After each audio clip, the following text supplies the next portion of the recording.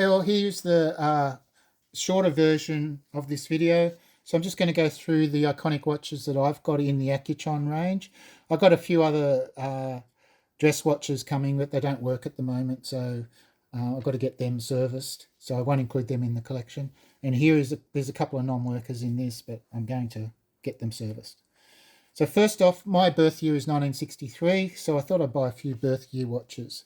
And the first one I got was this 1963 Bulova Railroad, and it's a beautiful watch here. You can see it's got the gold-filled case and no crown that's visible. The crown is actually here. You pull it out, and the battery's behind there, easy to get to. So yeah, just a nice little simple watch, railroad certified, accurate to plus or minus. I think it's 1 minute a month guaranteed when they came out. And so also in 1963 is this beautiful Accutron Astronaut. Now this watch went up in 46 space missions, including Apollo 11. The CIA used it, the Astronaut, in the Cold War spy planes. And the reason they did that is it could absorb high temperatures and high pressure.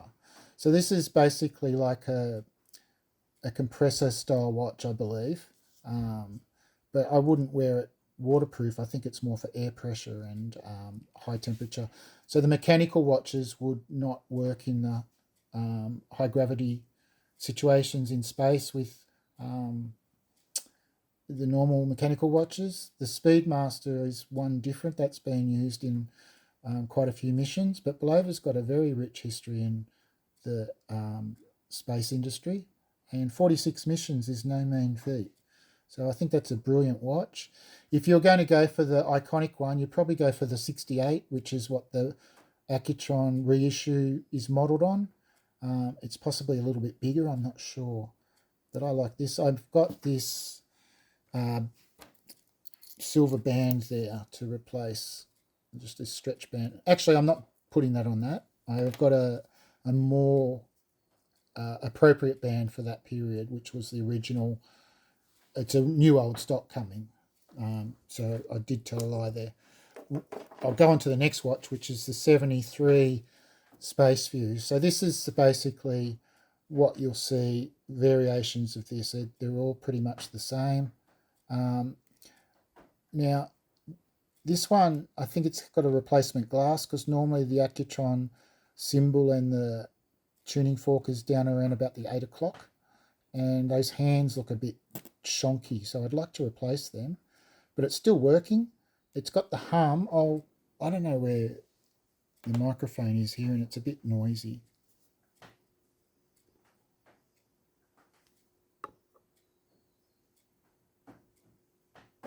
Yeah, there's so much more going on. You won't hear the hum, but it is quite loud compared with, the tick of a quartz watch or whatever.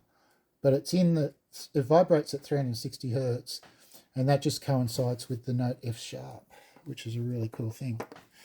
So next off, we go to the more 70s range, and they're like a bit more square or rectangular shape.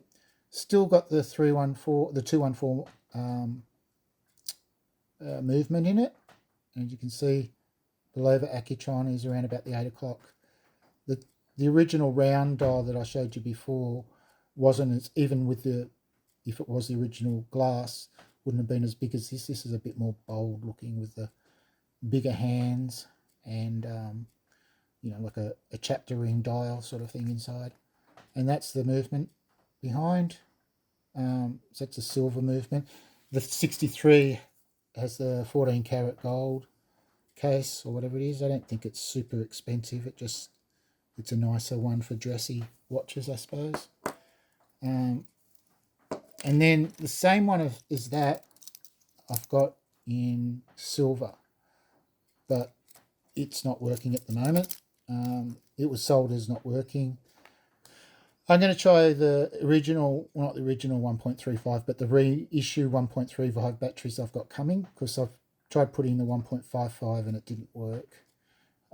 Failing that, I'll find a dealer who can work on vintage watches, a watchmaker, or watch repairer. And this watch here is quite iconic. It's the 314, which was released in 2025. This one's referred to as the 314 Titanium. So it's the only one in that range made of titanium. Price-wise, it's the second tier from the top.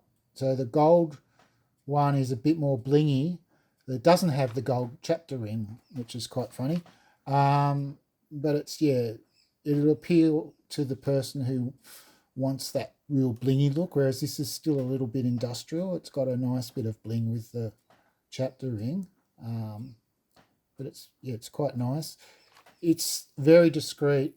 I bumped it twice when I wore it into town the other day on my motorbike. So I've got to be a bit more careful about things. And it's got the exhibition case back. Obviously don't see any moving parts, but you see the nice gold elements of the resistors there and the battery, and it's beautifully made. It took them 10 years to redesign that, and as you can see, they had to put a crown at the 4 o'clock. They couldn't fit it in the watch because the redesign takes up more room. But it's not exactly the same. It's still using the same concept, vibrating at 360 hertz, but it's a more modern version. And to change batteries and that, I think I've got to send this back to Accutron. I'm not exactly sure, but I'll cross that bridge when I come to it. Hopefully it'll be 5 years or more. So I'm going to try and wear this once every 2 weeks at least, because I just like this watch so much. But my go-to one now is going to be this guy when I get to the other band on, which is coming probably in the next week or two. I've ordered it about 3 weeks ago from America, and it'll be perfect. So that's a brief, it's not a history on Accutron. There's a longer video I've got, but I thought I'd just put this one out showing my Accutron models. I also got myself a little Accutron clock from Temu, and I'm working out how to put it in this old metal clock that I had that wasn't working, and I thought this would look really cool on the wall. And yeah, I love the Accutrons. I just think they're a little bit quirky. They're ahead of their time, and just as quickly as they came in, they were made obsolete basically by quartz.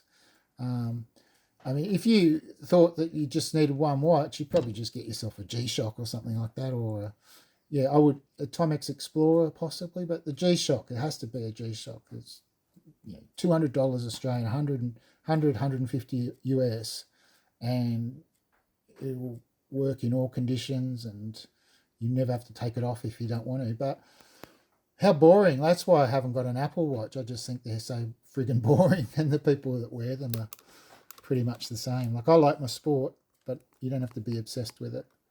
So that's your Accutron. I'll just keep it fairly simple. There's a longer video there if you want to go into it where I talk a bit more about the history and these watches more. So I thought I'd try and keep this one under 9 minutes, which is a record for me. Thanks for watching.